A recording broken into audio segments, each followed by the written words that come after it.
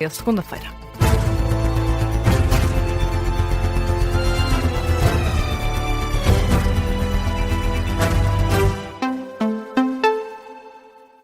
Jornal das 9 com a Laura Figueiredo. E Laura, depois do Tribunal Constitucional ter chumbado novamente a perda de nacionalidade como pena acessória, o PSD diz que não vai provocar nenhum conflito institucional com os juízes do Palácio Raton. Em causa o pedido de fiscalização preventiva que o Partido Socialista tinha suscitado perante esta segunda versão do decreto aprovada pelo Parlamento. A decisão do Tribunal Constitucional foi conhecida esta tarde. O presidente do Tribunal, José João Abrantes, explicou esta decisão. Da conjugação do critério temporal escolhido com as regras sobre a produção de efeitos da atribuição da nacionalidade originária, que retroagem ao nascimento, e com a idade de imputabilidade penal, 16 anos, resulta a exclusão objetiva dos cidadãos com nacionalidade originária do âmbito de aplicação da norma. A norma, em tese neutra, produz assim um efeito discriminatório equivalente ao que motivou a pronúncia anterior, em violação do princípio da igualdade, consagrado no artigo 13, números 1 e 2 da Constituição. Os motivos para o chumbo desta lei por parte do Tribunal Constitucional: já em 15 de dezembro do ano passado, o Tribunal também por unanimidade tinha declarado inconstitucional a primeira versão deste decreto, que nas duas vezes foi aprovado no Parlamento com os votos a favor do PSD, CDS, Chega e Iniciativa Liberal. Pelo PSD, Hugo Soares garante que o partido não vai criar um conflito institucional com os juízes do Palácio Raton. Diz que o partido vai agora analisar o acórdão. A lei da nacionalidade era para nós o essencial e ela foi promulgada pelo Sr. Presidente da República. Quanto à perda da nacionalidade como sanção acessória que foi declarada inconstitucional pelo Tribunal Constitucional, nós teremos tempo para analisar o acórdão. E nós falaremos com todos os partidos que apoiaram a aprovação dessa lei no Parlamento. Mas também fui muito claro quando disse que não provocaremos nenhum conflito institucional por força desta declaração por unanimidade do Tribunal Constitucional. Declarações de Hugo Soares captadas pela SIC Notícias. Já o Chega quer reconfirmar a lei no Parlamento. André Ventura admite que a decisão do Tribunal Constitucional é uma derrota para o partido e garante que vai falar com o líder do PSD e primeiro-ministro. Ao reconfirmar esta lei, com a maioria cá hoje no Parlamento, e reconfirmá-la, dizer que, independentemente desta interpretação, nós estamos convencidos disto. Quem comete crimes em Portugal, crimes graves como estes, de homicídio, violação, terrorismo, deve perder a nacionalidade portuguesa. O Parlamento deve ter a coragem de dizer isto e de reconfirmar isto. Se o PSD não o quiser fazer, portanto, nós vamos insistir nisto. Eu quero deixar claro que nós vamos insistir nisto. Ainda hoje procurarei falar com o líder do PSD. André Ventura, que também não exclui um referendo sobre o tema. Já o Partido Socialista espera que, depois do chumbo, este processo chegue ao fim. Que este processo tenha terminado depois de 2 vetos por unanimidade. Esta pena acessória é pura propaganda populista que teve a adesão da AD, que tem governado, como se sabe, com a extrema-direita. E não procurando nestas matérias ter um consenso moderado, alargado com o Partido Socialista e outros partidos democráticos, naturalmente também há que considerar outros partidos democráticos para além do Partido Socialista, insiste em fazer acordos com a extrema-direita. Ora, a extrema-direita não respeita os direitos humanos. A reação de Eurico Brilhante Dias à agência Lusa. Já do lado do CDS, o deputado João Almeida diz que não concorda com a decisão do Tribunal Constitucional em relação à lei da nacionalidade, mas considera que este tipo de questões não se resolvem com referendos. E perante a expectativa de baixa do preço dos combustíveis, na próxima semana o Governo vai reduzir o desconto extraordinário do imposto sobre os produtos petrolíferos. E assim os preços dos combustíveis vão baixar menos do que aquilo que estava previsto. O Governo decidiu ajustar o desconto extraordinário e temporário no imposto em vigor aplicável ao gasóleo rodoviário e à gasolina sem chumbo.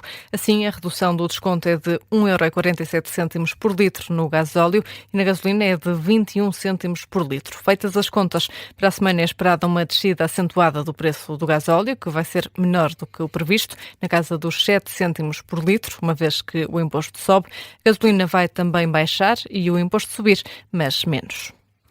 E já terminaram os interrogatórios aos polícias suspeitos de violação e tortura da Esquadra do Rato. As medidas de coação só devem ser conhecidas na segunda-feira. Um dos advogados dos suspeitos, António Caiola, explica que o Ministério Público alegou que precisa de mais tempo para avaliar e, por isso, só revela as medidas na segunda-feira.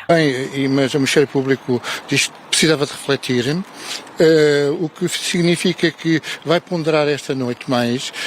As pessoas, se ficam em prisão preventiva ou não, isto terão que pernoitar nas respectivas celas ainda mais uma noite, e que amanhã, a partir das 9h30, mais propriamente, o Ministério Público vai alegar e, posteriormente, todos os advogados, sendo certo que nesta situação a decisão das medidas de coação vai ser só na segunda-feira. Declarações de um dos advogados à saída do Campos de Justiça, captadas pela RTP Notícias. António Caiola explica que não é usual o Ministério Público não fazer alegações no fim dos interrogatórios. A sessão retoma amanhã para as alegações dos advogados e do Ministério Público. Vamos ainda à atualidade internacional. O presidente norte-americano anunciou um cessar-fogo entre a Rússia e a Ucrânia a partir da manhã e até segunda-feira. Um anúncio feito na rede Truth Social, Donald Trump lembrou a celebração do Dia da Vitória na Rússia, bem como na Ucrânia, e anuncia que o cessar-fogo vai incluir uma troca de 1000 prisioneiros de cada país. O líder norte-americano assegurou que quer o presidente russo como o chefe de Estado ucraniano concordaram com este cessar-fogo e diz esperar que seja o começo do fim de uma guerra muito longa, mortífera e dura. O presidente ucraniano Zelensky confirmou, entretanto, as palavras de Donald Trump e agradeceu pelo envolvimento diplomático produtivo. Na análise, o professor de Relações Internacionais, Bernardo Valente, diz esperar que este cessar-fogo seja cumprido. O conflito vai com cerca de 4 anos, um pouco mais, e não me recordo de um cessar-fogo que tenha sido duradouro e não me recordo sequer de um cessar-fogo que não tenha culminado logo a seguir em ataques de ambos os lados. E quando falamos de um cessar-fogo, e claro que um cessar-fogo é sempre de elogiar, e bom, esperemos todos nós para o bem da Europa, para o bem da Ucrânia, mesmo para o bem da Rússia e dos russos e da economia russa, esperemos que seja duradouro. Ou que pelo menos durante estes 3 dias consigam ter algum descanso. Análise de Bernardo Valente, professor de Relações Internacionais da Universidade de Lisboa, em entrevista à Rádio Observador. Passam 7 minutos das 9. Laura, vamos às notícias de âmbito local. Arrancou hoje, em Porto de Mós, a Universidade Europa. A formação política promovida pelo PSD celebra 40 anos de Portugal na União Europeia. Vai contar com ministros e representantes políticos a nível europeu. Para amanhã está prevista uma intervenção da Ministra do Ambiente, ao 12h30. Mais tarde, também uma intervenção da Ministra da Saúde, às 9h30 da noite. Em Vila Nova de Famalicão há uma nova edição do Festival Imersivo, a partir do dia 22 de maio. O festival vai acontecer na Casa do Artista Amador, onde vão ser apresentados 17 artistas de centenas de candidaturas. Este é um evento dedicado à criação emergente e à descentralização cultural. Em Lisboa, 5 pessoas ficaram desalojadas na sequência de um incêndio numa barraca. A habitação estava numa zona de mato. O alerta foi dado durante a madrugada. Ficaram então 5 pessoas desalojadas. O VAR prepara-se para a peregrinação até Fátima na próxima semana. A Cruz Vermelha Portuguesa já ativou o dispositivo de apoio aos peregrinos ao longo dos principais eixos de peregrinação. São João da Madeira vai contar com um posto médico avançado para ajudar a auxiliar os peregrinos. A Biblioteca Municipal do Seixal alargou o horário de funcionamento para responder à época de exames. A biblioteca funciona agora de terça a sexta-feira, entre as 10 da manhã e as 11 da noite. Aos sábados, o horário mantém-se entre as 2h30 da tarde e as 8h30 da noite.